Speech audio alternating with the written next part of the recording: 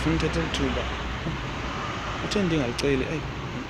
Ndifuna ucela eli thuba. Hayi man, ndifuna uthetha eli thuba ndibulela uThixo kuba ke ndivukile namhlanje. Ndiyazi uba abanye balifumananga ngolu suku, konje bebefuna ulifumana but abalifumana. Khange balifumana. Senditsho uba bebefuna ulifumana bona. Ndiyavuma bebefuna but abakwazanga ulifumana. Bebenee-plans abalifumana olu suku, kodwa mna ndilifumene ndibulela uThixo. Konje ndifuna uba ke afikelele nalapho ndingafikelelanga khona.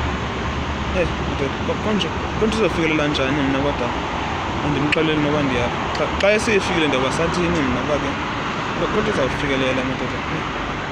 Madoda uzawufikelela lapho ndingafikelelanga khona kude kube ngunaphakade. Konje xa ingunaphakade ndawuba sathini mna? uThixo yi-hard work, uThixo nyhani kuba kude kube ngunaphakade. Konje xa ingunaphakade kuzawuba sathini madoda? Xa unaphakade uzawufike nini unaphakade? Ngubani unaphakade? Iphi indawo engunaphakade?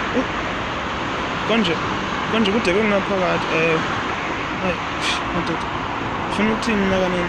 Kodwa kude kube ngunaphakade mna. Ufika nini unaphakade? Yazi ndinombono kanaphakade xa eseyifikile uba sawuba sathini ko. Amen. Ngubani? Amen. Kodwa ke amen.